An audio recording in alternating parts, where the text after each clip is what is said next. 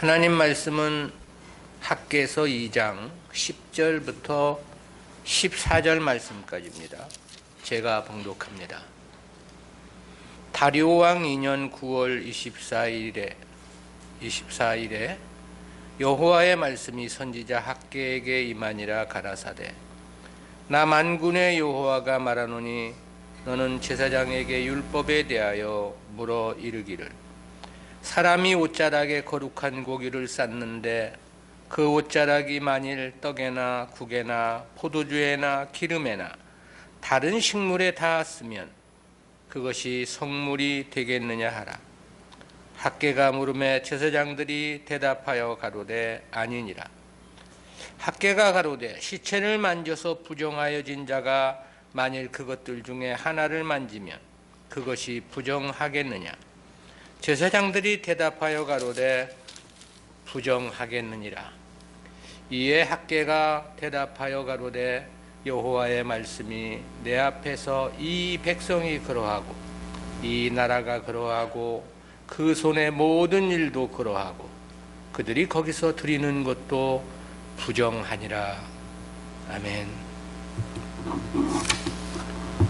오늘은 학개서 제8강 과거 부정한 삶의 회고라는 제목으로 말씀을 듣습니다. 본문은 학개가 선포한 4편의 설교 중 세 번째 설교의 첫 번째 주제입니다. 이는 새로운 새 시대의 도래와 관련한 예언에 이어 당시 하나님 말씀에 순종하여 성전 재건을 재개한 이스라엘 백성들에게 과거에 부정했던 삶을 지적한 내용입니다. 이에 대한 10절부터 14절까지는 구속사적 교훈까지 넷으로 구분해서 살펴보겠습니다. 첫 번째는 세 번째 설교 선포의 시기와 머릿말입니다. 세 번째 설교 시점과 시작하는 말을 보도한 10절 내용은 둘로 구분이 되는데요. 첫 번째는 예언의 선포 시기입니다. 이에 대해서는 10절 상반절에서 다리오 왕 2년 9월 24일에 그랬죠. 여기서 제시된 다리오 왕 2년 9월 24일은 학개가 처음 계시를 받았던 6월 1일로부터 3개월 24일이 지난 때입니다. 성전 공사를 재개한 날로부터는 3개월이 지난 시점이었습니다. 왜냐하면 성전 건축을 재개한 날이 6월 24일이었기 때문입니다. 이날은 태양력으로 환산할 경우 BC 520년 12월 18일이 됩니다. 학개가 이처럼 자신이 하나님으로부터 계시를 받은 날까지 정확하게 밝힌 것에는 목적이 있습니다. 가장 먼저는 자신의 예언이 결코 거짓된 것이 아님을 강조하기 위함이고요. 아울러 확실한 역사적 배경을 바탕으로 한 진실된 하나님의 말씀이라는 점을 드러내기 위함입니다. 한편 20절에 보면 본절에 제시된 날과 동일한 날에 또다시 하나님의 말씀이 학개에게 임하였다는 기록이 나오죠. 근데 본서에는 성전 건축이 완공되는 다리오 왕 제6년까지 학개가 백성들에게 더 이상 예언을 했다는 기록은 없습니다. 그렇다는 것은 무엇보다 성전 건축의 개시점이 매우 중요했다는 의미를 나타내고요. 그래서 그런지 학개는 성전 재건 시작 시점 3개월 정도 되는 짧은 기간에 4편의 설교를 선포한 것이 됩니다. 하나님은 이를 통해 백성들에게 성전 재건에 대한 당신의 뜻에 대한 확실성을 확고히 하고 백성들에게 용기를 불러일으키고자 했던 것으로 보입니다. 그리고 이 4번 설교를 마치고 이 학개 선지자는 혹시 유명을 달리하지 않았느냐 그런 추정도 해보게 되고요. 한편 이 세 번째 예언이 주어졌던 때는 농사와 관련해서 백성들이 이른 비를 기다리는 시기였습니다. 유대력으로 보면 9월과 10월 사이에는 파종을 위한 때로서 이른 비가 내리는 시점입니다. 그런데 바로 그 시점에 하나님의 말씀이 학개에게 임했던 거죠.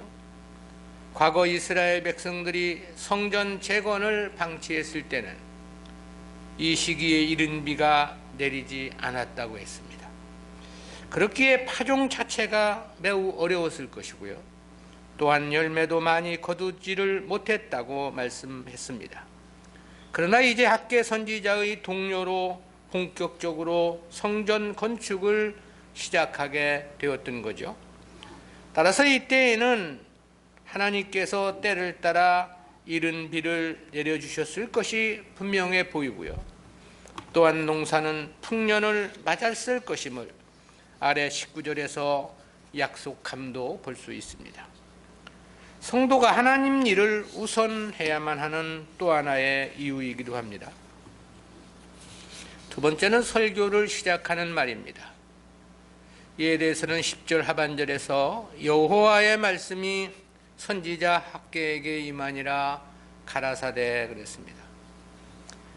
이는 다리오 왕 2년 9월 24일에 세 번째 계시가 학개에게 임했다는 그런 뜻이죠. 여기서 말씀으로 번역된 때바르는 하나님께서 공식적 차원에서 계시하시는 권위 있는 말씀을 지칭하는 그런 단어입니다. 앞서도 살핀 바와 같이 하나님은 자기 백성들에게 하나님의 뜻을 전달코자 하실 때 인간 선지자들을 활용하신다고 했죠. 특별한 경우를 제외하고는 대부분의 경우가 그랬습니다. 그런데 신약시대는 더욱더 그렇습니다. 왜냐하면 신약시대는 하나님의 뜻이 성경 66권으로 완전히 성문화된 시대이기 때문입니다. 즉 성경 외에 더 이상 직접 계시는 주어지지 않는 계시 종료 시대라고 말할 수 있습니다.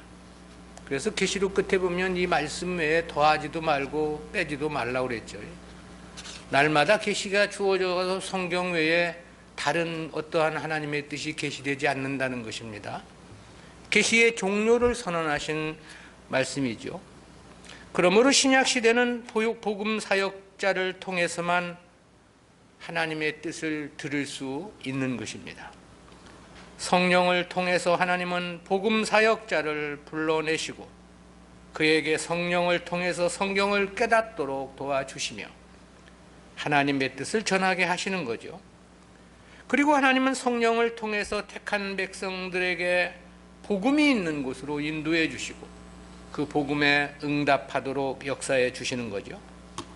그래서 주님은 요한복음 6장 37절에서 아버지께서 내게 주시는 자는 다 내게로 올 것이요 내게 오는 자는 내가 결코 내어쫓지 아니하리라 그렇게 말씀을 하신 바 있습니다. 여기서 아버지께서 내게 주신 자란 창세전 그리스도 안에서 선택된 자를 가리켜 말씀하심이고요. 그들은 다 내게로 올 것이요 라고 말씀을 했습니다.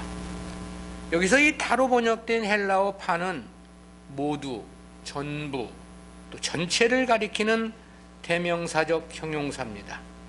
한 사람도 빠짐이 있을 수 없다는 것이고 누락이나 제외됨이 있을 수 없다는 뜻입니다. 그것은 성령께서 하시는 일이기 때문에 그렇고요. 그러므로 교회는 인본주의적인 수단과 방법으로 사람들을 무조건 교회 안으로 끌어모으려고 할 필요가 없는 것입니다. 오직 올바른 말씀만을 전하기에 최선을 다하면 되는 것입니다. 실제 하나님 백성이 말씀 가운데 인도함을 받고 중생하여 성장해 가는 것은 사람이 하는 일이 아니라 성령이 하시는 일이기 때문에 그렇습니다. 두 번째는 과거 선민의 타락과 부정에 대한 지적인데요. 과거 이스라엘의 타락한 삶을 지적한 본달락은 셋으로 구분해서 살펴보겠습니다. 첫 번째는 학개에게 명한 하나님의 말씀인데요. 11절입니다. 나 만군의 여호와가 말하노라. 너는 제사장에게 율법에 대하여 물어 이르기를 그랬습니다. 과거 선민 이스라엘의 부정한 삶을 회고하는 본달락도 이 말씀이 하나님께서 직접 주신 것을 강조함으로부터 시작이 되죠. 한편 본절 하반절부터 13절까지는 어떤 사실을 알기 쉽게 설명하기 위해 도입한 이 비유적 진술인데요. 여기서 하나님은 율법의 의식적 부정 규례를 문답 형식으로 말씀하셨습니다. 하나님은 먼저 너는 제사장에게 율법에 대하여 물어 이르기를 그랬죠. 여기서 이 질문의 대상으로 제시된 제사장으로 번역된 히브리어 하코하님은 복수형입니다. 그러니까 당시 예루살렘에서 활동하던 모든 제사장들을 가리킴인 거죠. 그 당시 제사장들이 우리가 에스라서를 공부할 때 보면 수백 명이 됐습니다. 이처럼 모든 제사장들을 가리켜 질문을 하라는 것은 여기서 제시되는 율법이 단 한 사람도 다른 답을 할 수 없을 만큼 너무나도 명명백백하다는 것을 암시합니다. 여기서 율법으로 번역된 히브리어 토라는 본래 어떤 목표를 손가락으로 가리키거나 목표를 향하여 무엇인가를 던지거나 또한 가르치고 교훈하거나 알리는 행위 등 다양한 의미를 가진 어원에서 유래한 말입니다. 일반적으로는 교훈이란 의미로 이해를 합니다. 그러나 실제 토라라는 이 용어는 유대인들 사이에서는 하나님께서 주신 십계명을 비롯한 여러 율법들을 포괄하는 단어로 사용이 됩니다. 본문에서도 같은 의미로 사용이 된 겁니다. 제사장들은 율법을 연구하고 가르치는 사람들이죠. 그러므로 지금 학개가 제시하는 질문은 초보 제사장이라 하더라도 누구나 쉽게 대답할 수 있는 문제라는 그런 의미가 전제되어 있는 것입니다. 두 번째는 학개의 첫 번째 질문과 제사장들의 첫 번째 답변입니다. 이 부분 12절은 내용을 셋으로 구분해서 살펴보겠는데요. 첫째는 12절 상반절에서 사람이 옷자락에 거룩한 고기를 쌓는데 그랬죠. 여기서 이 거룩한 고기란 하나님께 바쳐진 속죄제 희생의 고기를 가리킨 것입니다. 이 거룩한 고기로 번역된 히브리어 베사르 코데시는 하나님께 드리는 제사 의식을 통해서 의식적으로 거룩해진 성별된 고기라는 그런 뜻입니다.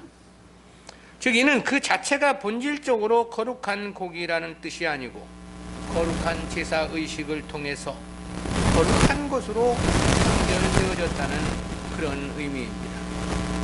그리고 율법에서 이러한 고기를 직접 접촉하는 사람은 거룩해지는 것으로 간주되었습니다. 그런데 이러한 고기는 오직 제사장을 비롯해서 의식적으로 정결한 자들만이 성전 안에서 먹을 수 있었습니다. 두 번째는 12절 중반절에서 그 옷자락이 만일 떡에나 국에나 포도주에나 기름에나 다른 식물에 닿았으면 그것이 성물이 되겠느냐. 이는 거룩한 고기를 쌌던 옷자락이 다른 여러 식물에 닿았으면 그것이 거룩한 성물이 되겠느냐는 그런 질문이죠. 여기서 이 거룩한 고기에 닿은 대상으로 지목된 떡, 국, 포도주, 기름, 다른 여러 식물 등은 모두 사람이 먹을 수 있는 모든 사람들이 다 같이 먹을 수 있는 음식들이죠. 즉 일상적으로 사람들이 섭취할 수 있는 제사와 관련 없는 음식들을 가리킨 말입니다. 이런 음식들이 거룩한 고기를 쌌던 옷자락에 닿았다면 과연 그것은 성물이 되겠느냐, 거룩하게 되겠느냐라는 그런 질문이에요. 이에 해당하는 히브리어 하이크다시라는 단어의 원형 카다시는 의식적으로나 도덕적으로 부정한 것들이나 세속적인 것들로부터 완전히 구별되어 성결함을 나타내는 단어입니다. 본문에서는 의문사가 북이 되었기에 그것이 성결해지겠느냐, 그런 질문이 되는 거죠. 물론 답을 먼저 말한다면 아니다, 그렇게 말할 수 있겠죠. 근데 하나님께서 학개에게 이처럼 제사장들에게 간단한 질문을 명하신 것은 당시 이스라엘 백성들의 합당치 못했던 과거 신앙생활들을 지적하기 위함인 것입니다. 당시 귀한민들은 종교적 의식을 중요시해서 그와 같은 일에 열과 성의를 다했던 것으로 보입니다. 그렇다면 그렇게 종교적 의식을 행했다 하여 너희가 과연 성결해지겠느냐라는 질문을 한 것이 되는 것이죠. 세 번째는 12절 하반절에서 학개가 물음에 제사장들이 대답하여 가로되 아니니라 그랬습니다. 원문에는 학개가 물음에라는 단어는 없는데요. 그러나 문맥상으로 필요했기에 의역을 한 것입니다. 그 질문에 대한 제사장들의 일치한 대답은 아니라는 것이었습니다. 이에 해당하는 히브리어로는 부정을 나타내는 단어인데요. 그들은 질문을 듣자마자 즉시 결코 그렇지 않다는 점을 부정어로를 사용해서 확실하게 대답을 한 거죠. 그러면서도 당시 저들은 자신들이 드리는 제사의식을 통해서 자신들이 거룩해지는 것이라는 잘못된 생각에 사로잡혀 있었던 것입니다. 바로 하나님은 이 부분을 지적하시고자 하셨던 것입니다. 세 번째는 학개의 두 번째 질문과 제사장들의 두 번째 답변인데요. 13절 상반절입니다. 학개가 가로되 시체를 만져서 부정하여진 자가 만일 그것들 중에 하나를 만지면 그것이 부정하겠느냐 그랬습니다. 이는 민수기 9장 7절이나 19장 11절, 레위기 22장 4절부터 6절을 근거로 던진 질문인데요. 거기 보면 부정한 것을 만져서 부정한 사람이 다른 것을 만질 경우 부정해지는 것으로 말씀되어 있습니다. 시체로 번역된 히브리어 네피시는 호흡을 의미하는 어원에서 유래한 단어인데요.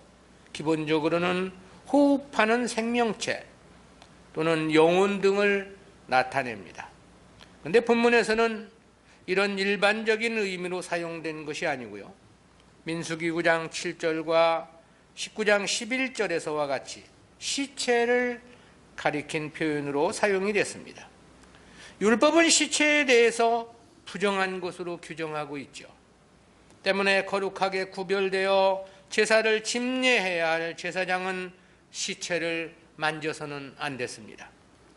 누구든지 시체를 만지게 될 경우는 7일 동안 부정한 것으로 율법이 규정하고 있기 때문이죠. 그리고 그런 사람이 잿물로 몸을 정결하게 씻지 않은 상태에서 제사를 드릴 경우 성막을 더럽히게 되므로 이스라엘에서 끊어질 것이라고 말씀되어 있습니다. 따라서 나시린으로서 자신을 여호와께 특별히 봉헌한 자 역시 형제나 자매나 부모라 하더라도 그의 시체를 가까이 하여 자신을 더럽혀서는 안 되는 것으로 말씀하고 있습니다.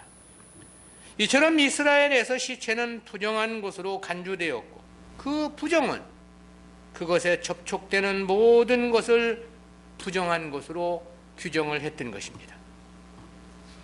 두 번째는 13절 하반절에서 제사장들이 대답하여 가로되 부정하겠느니라. 학개의 두 번째 질문에 대한 제사장들의 답변입니다. 이 부분 역시 제사장들은 너무나도 잘 알고 있는 일이기에 주저함이 없이 대답할 수 있었던 것입니다. 여기서 이 부정하니라로 번역된 히브리어 이 트마는 타메라는 단어의 미완료 시제입니다. 이 단어가 미래 시제인 것은 미래의 사실을 나타내거나 미래의 일을 이루어질 일을 말하는 것은 아니고요. 이 율법은 영원히 변치 않고 그 효력이 지속된다는 것을 강조하기 위해 사용이 된 것입니다. 세 번째는 선민의 부정에 대한 결론적 선포입니다. 이 선민의 부정함을 결론적으로 제시한 14절은 두 단락으로 구분이 되는데요. 첫째는 14절 상반절에서 이에 학개가 대답하여 가로되 여호와의 말씀에 내 앞에서 이 백성이 그러하고 이 나라가 그러하고 그랬습니다.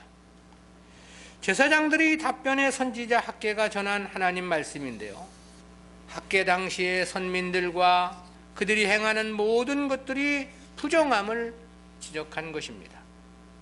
하나님께 드리는 제물은 흠이 없고 거룩해야만 했죠. 그러나 그에 앞서 제물을 드리는 자가 거룩해야 함은 너무나도 당연한 것이었습니다. 그런데 학개 당시의 이스라엘 백성들은 온갖 죄로 인한 타락과 부정한 삶이었던 것이죠. 그러기에 그들이 하나님께 드린 제사나 제물 역시 부정한 것들일 수밖에 없었던 것입니다. 때문에 하나님께서는 그 제물을 간합하실 리 또한 만무했던 거죠. 두 번째는 14절 하반절에서 그 손에 하는 일도 그 손의 모든 일도 그러하고 그들이 거기서 드리는 것도 부정하니라 그랬습니다. 한마디로 이스라엘 백성들이 하는 모든 것이 다 부정하다는 거죠. 하나님께 드리는 예배라 하더라도 부정하다는 것입니다. 모든 것이 부정하다는 뜻에서 이 백성이 그러하고 이 나라가 그러하고 그 손에 하는 모든 일도 그러하고 거기서 드리는 것도 라고 말씀을 했습니다. 선민 자체가 부정하니 모든 것이 부정할 수밖에 없음을 말씀하신 거죠. 이 중 거기서 드리는 것도 라고 하시면 이스라엘의 종교의식을 가리킨 표현입니다. 하나님께 드리는 제사나 제물이나 예배 모두가 부정하다는 것을 그럴 수밖에 없을 것이라는 생각이 들어집니다. 제사나 예배를 드리는 자가 부정한데 어떻게 그 제사와 예배가 의로울 수 있겠느냐라는 것입니다.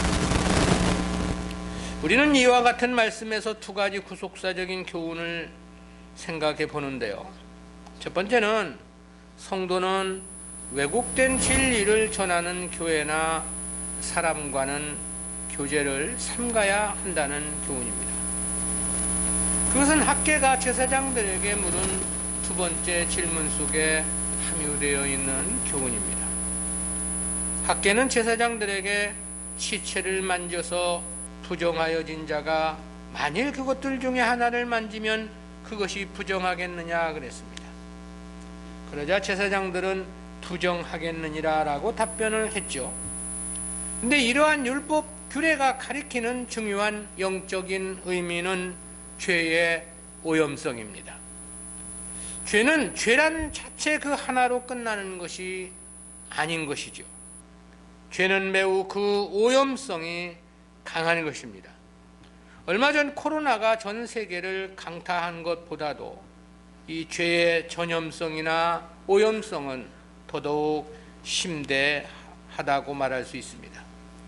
바로 그와 같은 영적 의미를 교훈하고자 부정한 것을 만지면 그것이 무엇이든 다 부정하다는 율법 규정을 주셨던 것입니다. 근데 이러한 부정한 죄는 거의 대부분이 왜곡된 지식과 사상에서 비롯되게 되죠. 그래서 주님은 마태복음 16장 6절에서 삼가 바리새인과 사두개인들의 누룩을 주의하라 그랬습니다. 마태복음 7장 15절에서는 그렇게 말씀하기도 하셨죠. 거짓 선지자들을 삼가라. 양의 옷을 입고 너희에게 나오나 속에는 노략질하는 일이라. 바울 사도도 그렇게 말한 바 있죠. 빌립보서 3장 2절입니다. 개들을 삼가고 행악하는 자들을 삼가고 손 할례당을 삼가라. 베드로 사도도 그런 말을 한 바 있습니다. 베드로후서 3장 16절 17절입니다. 또 그 모든 편지에도 이런 일에 관하여 말하였으되 그 중에 알기 어려운 것이 들어있으니 무식한 자들과 굳세지 못한 자들이 다른 성경과 같이 그것도 억지로 풀다가 스스로 멸망에 이르느니라. 그러므로 사랑하는 자들아, 너희가 이것을 미리 알았은즉 무법한 자들의 미혹에 이끌려 너희 굳센 데서 떨어질까 삼가라. 요한 사도는 그렇게 말한 바 있습니다. 요한이서 1장 10절입니다. 누구든지 이 교훈을 가지지 않고 너희에게 나아가거든 그를 집에 들이지도 말고 인사도 말라. 요한 사도는 당시 순회 교사들 중에 진리에 합당치 않은 자들에 대해서는 집에 들이지도 말고 인사조차도 하지 말 것을 강력히 권고한 것입니다. 그것은 하나님께 대한 죄악은 무엇보다도 잘못된 지식과 왜곡된 진리로부터 말미암기 때문인 것입니다. 세상에서도 친구를 잘 사귀어야 한다는 말이 있지 않습니까? 잘못된 친구를 사귀게 되면 그 역시 잘못될 가능성이 10중 8구이기 때문에 그렇습니다. 어찌 보면 사람이란 물을 담으면 물단지요 꿀을 담으면 꿀단지와 같은 존재라고 비유해 볼 수 있겠습니다. 즉 어떤 지식을 담느냐에 따라 그 사람의 인간 됨됨이가 달라지는 거죠. 근데 기독교에 대한 신앙의 지식은 보다 더 그렇습니다.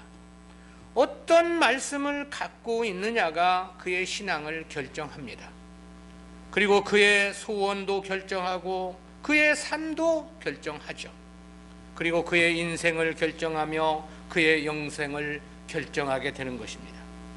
따라서 교회와 성도는 누구나와의 교제는 금물입니다. 구약에서 부정한 것을 만지면 부정하게 되고 그 부정케 된 자와 접촉되는 것은 모두 다 부정한 것으로 간주되었는데요. 왜 이런 율법 규정을 주셨다는 말인가? 바로 죄의 오염성, 죄의 전염성 때문이라고 말할 수 있겠습니다. 따라서 성도는 친구를 사귀어도 잘 선택해야 하고요.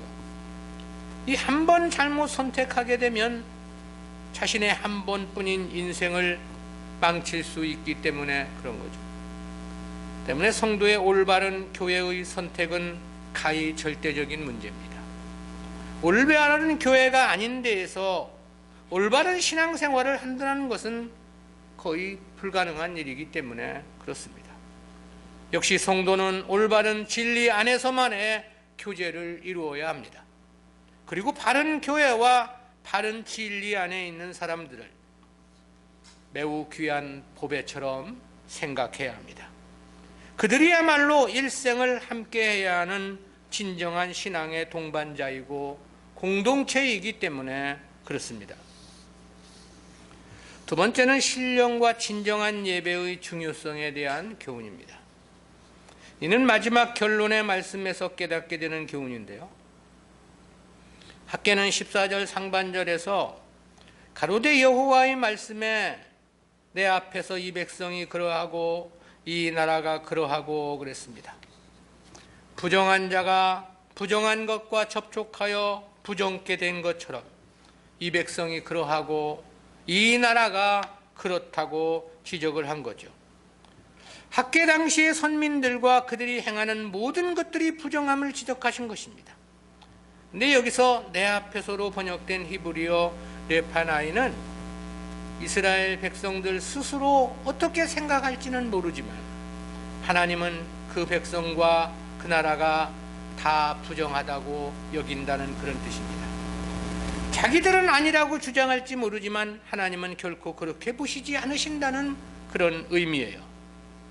14절 하반절에서는 그들이 부정하기에 그 손의 모든 일도 그러하고 그들이 거기서 드리는 것도 부정하니라 그랬습니다.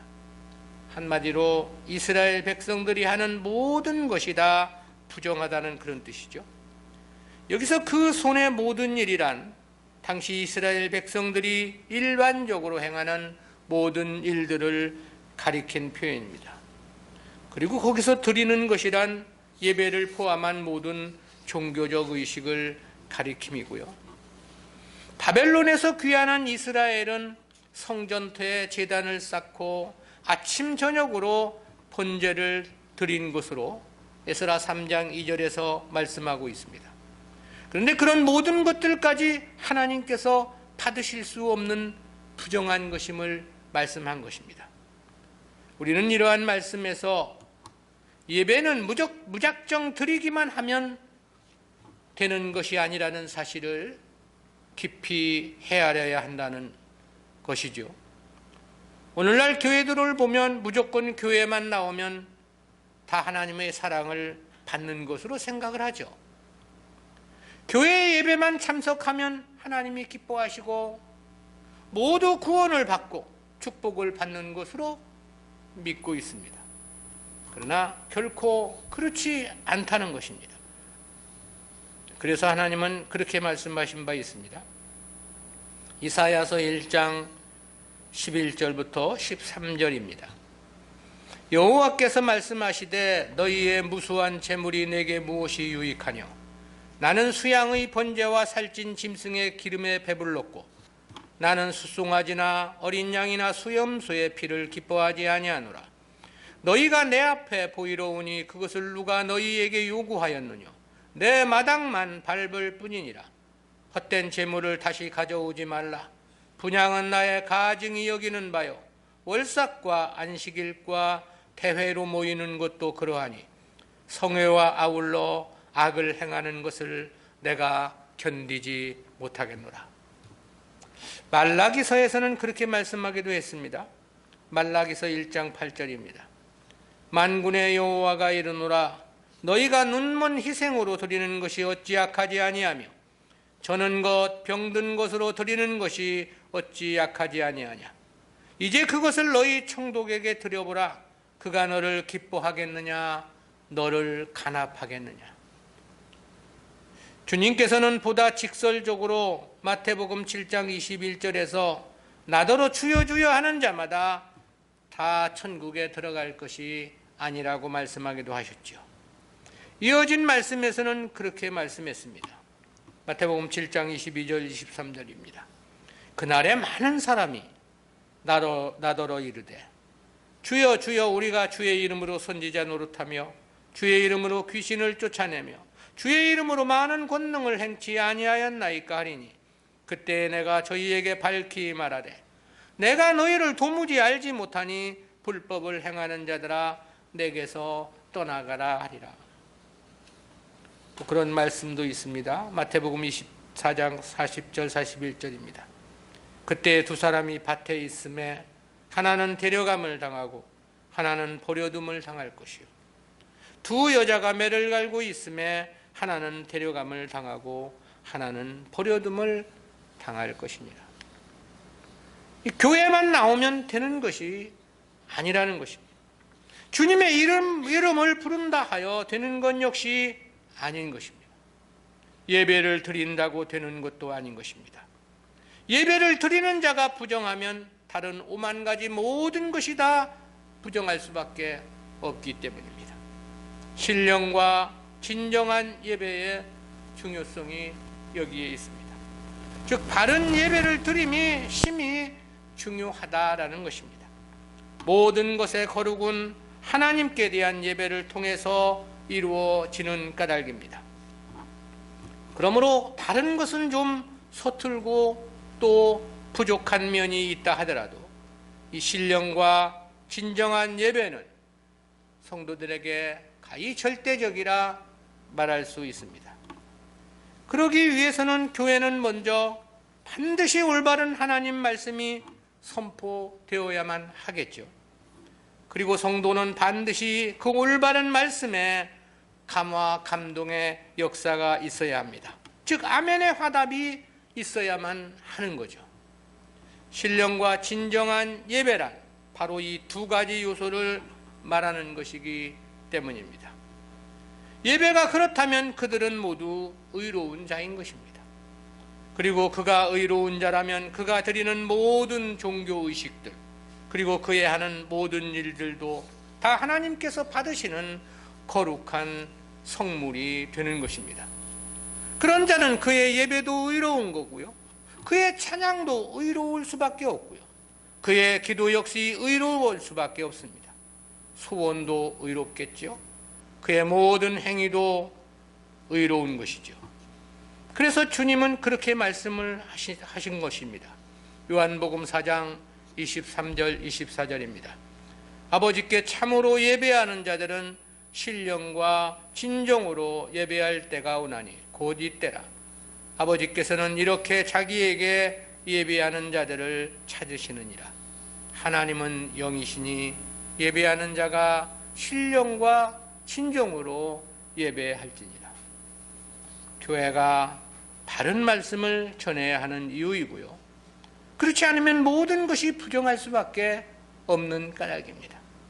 성도 역시 바른 말씀에 뜨거운 마음에 화답이 있어야 합니다. 그렇다면 그의 모든 삶이 하나님께 인정받는 거룩한 성물이 될 것이기 때문입니다. 진리를 사모하는 마음, 진리의 아멘의 화답, 이것이 곧 신령과 진정한 예배의 중요한 하나의 요소다라는 거죠. 기도합니다. 사랑의 하나님, 은혜 감사합니다.